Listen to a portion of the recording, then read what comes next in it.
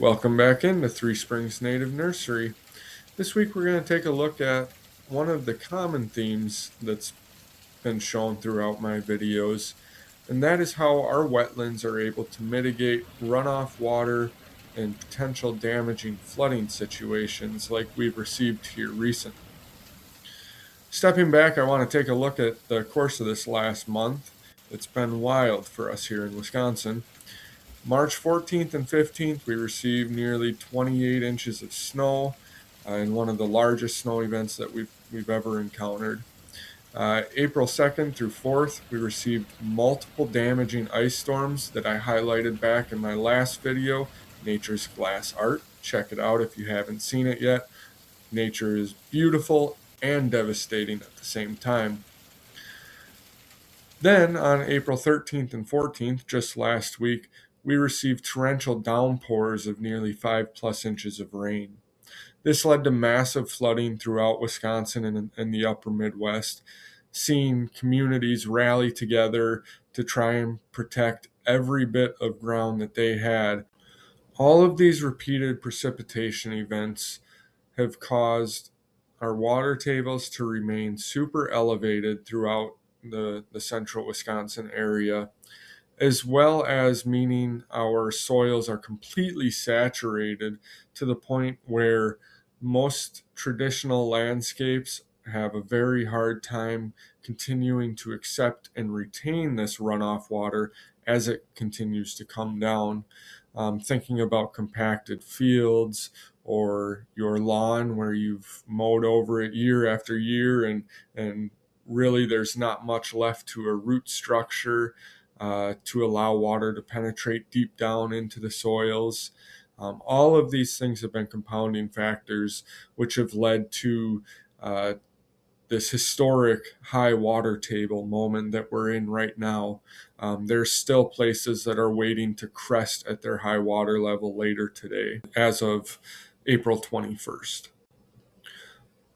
So that brings me to the main point of why I'm creating this video, and that's to be able to give you a first-hand look at how our 4.5 acre fen wetland is able to be a buffer to be able to help reduce the erosion and flooding issues that come along with these repeated precipitation events. Our wetlands are one of the only spaces that we have in our ecosystems that allow us to create a buffer to slow down issues in erosion as well as flooding when we have these severe precipitation events that hit us back to back to back.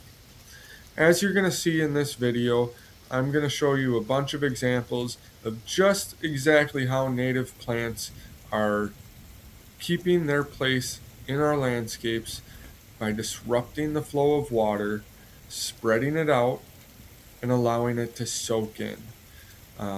Unfortunately, we often find that these wetland areas have little utilitarian value to us in terms of building industry. But what we need to focus on is the benefits and ecosystem services that these wetlands provide us exactly as they are. These areas do not need to be changed, they need to be preserved. If we don't preserve them, we're going to see a catastrophic chain of events which is going to lead to continual increases in the amount of runoff water that our river systems receive, and that's going to stress the infrastructure that we've built up over the last 130 years. So with that introduction out of the way, let's go ahead and hop right into it and check out what our 4.5 acre fen wetland looks like when we receive anywhere from 2 to 3 million gallons of water over the course of 48 hours. In last week's video, I showed you a little bit of the water that had pooled up after our ice event here at the school. Now today, after a big 4-inch rainfall over the last 8 hours, you can see the lake that's created in this retention area. We'll go over and check out the outflow pipes that are over here, and you can see they're just completely buried right now. And then just how much water is flowing. down into this field and then runs through a channel in that field to the edge of our property. And then that's where we picked up last week with all that water blanketing off and kind of fanning out across the property. You can see here that it's been a couple hours since the rain stopped. I think it's 6 o'clock now, and the rain stopped about 2 a.m. Here is where the pond or lake back here had risen up to and filled up in this bowl. So that gives you just a little bit more of an image of just how full this gets and how much water then sheets off and runs across the property. So here is that outflow pipe that I was sharing with you. I got to be careful. There's a lot of unstable ground here, but it's just completely inundated. And I found that when it gets into this shape and there's no other way for water to go, it's actually started going around and creating holes that water then suctions and vortexes into.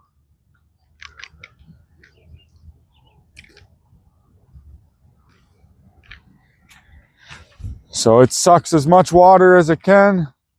The extra pressure starts pushing water through the soil bank and then working its way around the pipes. And on this backside, this is where it all flushes out.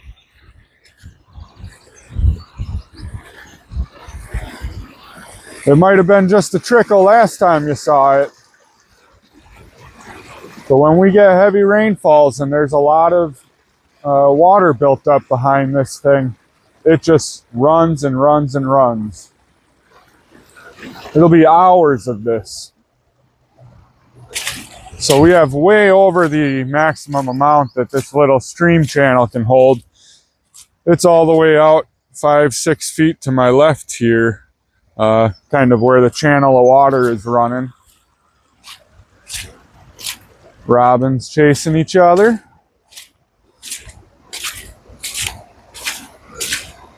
Yeah, I've never quite seen it this full. Comes down and rejoins at a big hole. And then from here, the riprap stops.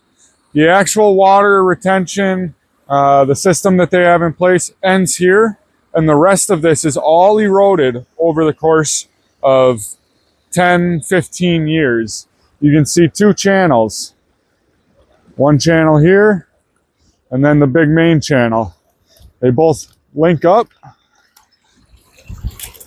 and work their way down into the corner of our property here.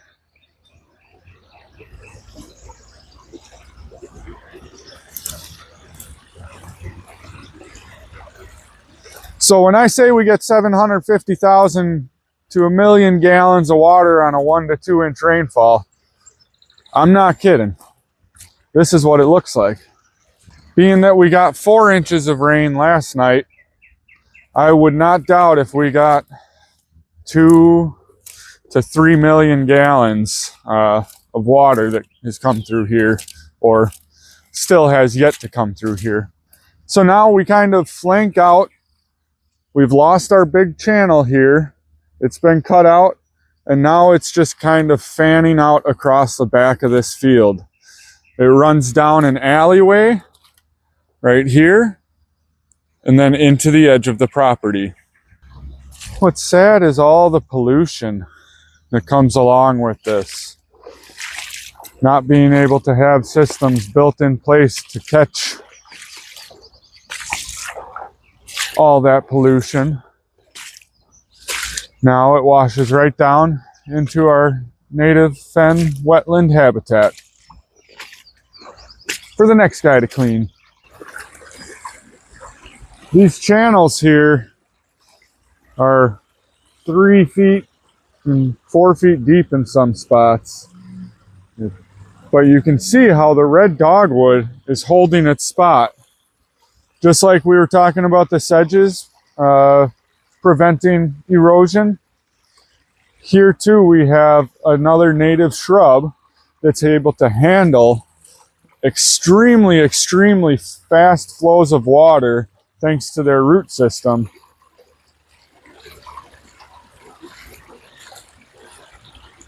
And then we have the pussy willows that are also doing a wonderful job creating a water break. Native plants are awesome. It's exactly what we need to be able to help mitigate water runoff issues, keep our soils where they are. So all of that water comes from that singular point out of the field and runs down the back alleyway. The water comes off and it hits this top section of woods, which is all bur oak and maple primarily in here.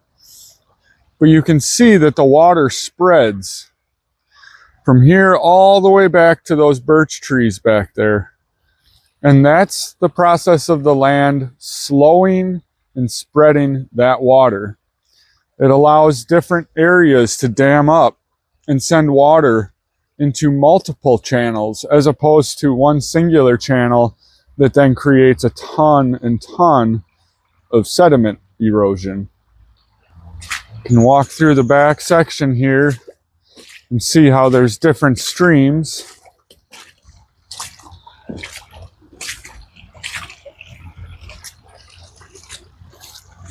But on the whole, it's spread, and you can see the different patches of carex, which are holding the soil in place, allowing the water to pass without wiping away the soil at the same time. I can tell you this is going to make for some beautiful patterns of some of the spring ephemerals, having washed away a ton of these leaves. Here you can see just how slow the water begins to move and trickle as it fans out across the property.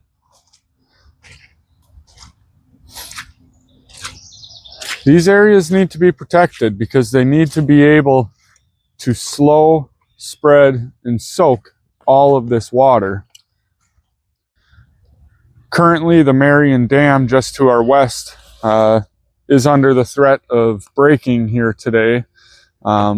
We have some more storms coming in tonight, and areas are going to flood out, and erosion is going to wreak havoc. If we can protect buffer zones like these, they will help to be one of those areas that mitigates our potential flooding issues as we continue having these massive deluges of rain. Here's another example of native plants holding their own. You have your black currants. They're just starting to put on their first leaflets. But you can see there's much more soil along the inside here where all the black currants are, because their root systems have created a buffer keeping this water to the right as it collects, say, pine needles or leaves. As you can see here, it dams and channels that water, and those native shrubs are doing exactly what we want them to, keeping things in check, in place, providing habitat as well as food for us. Working with nature has many benefits, not just one. The majority of our runoff water comes in from this point.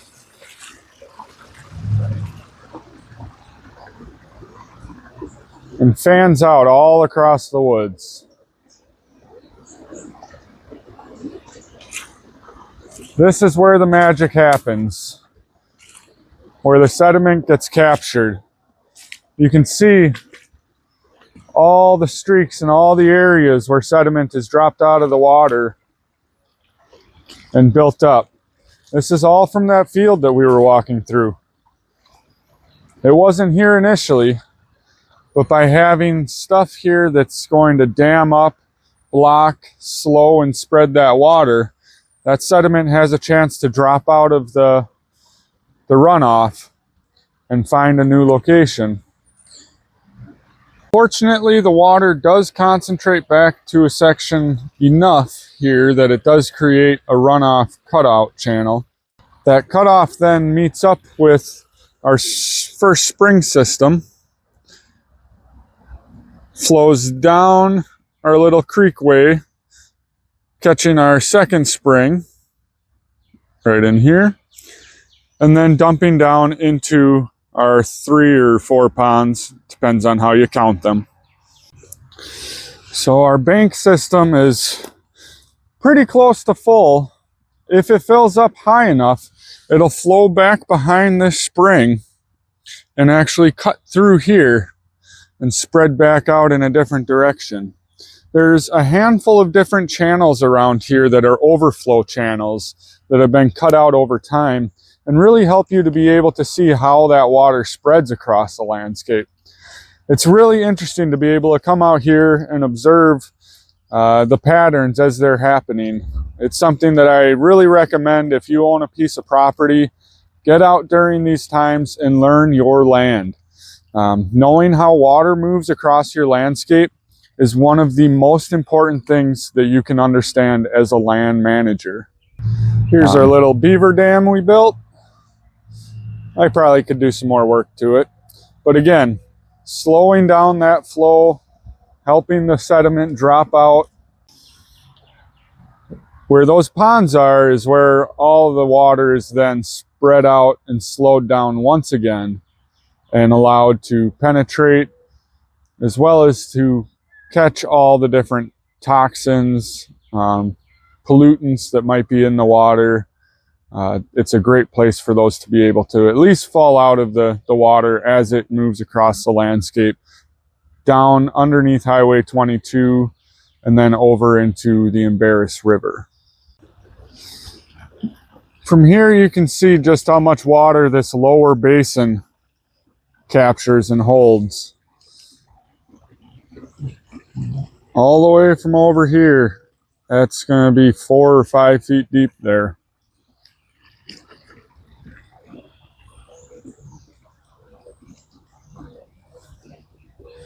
Once this whole area fills up with water too high, we have another release channel right over here. So we're over by that cutout channel, and it looks like we had a bit more water in here earlier today, and it was used quite a bit, but right now it's just a trickle. You can see all the cedar leaves built up in here and dammed. So we definitely got enough heavy flow that it used the back channel. It runs back up to a pond that connects to our main creek system. Here's another look at the end of that cutout channel as it loops back around and meets up with the outlet river. And then that's the neighbor's pond. But this is the outlet river that the whole channel connects up to, our spring channel, and then proceeds to flow east underneath Highway 22 out to the Embarrass River.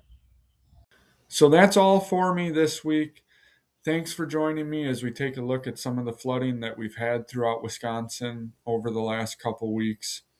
I just want to highlight the importance of these fen wetland systems once again. They are our buffers, which really help us to purify our water, help infiltrate it, as well as slow down and stop erosion. We really need to protect these spaces as they continue to be swallowed up as farmland or other massive projects. With all that said, I just want to invite all of you once again to come join us at our grand opening. It'll be May 8th through 10th. Friday and Saturday will be open 9 to 5 and Sunday 10 to 3. At noon each day, I'll give a free guided tour of the land, and we'll be able to look at many, many ephemeral plants that are just starting to get ready to bloom.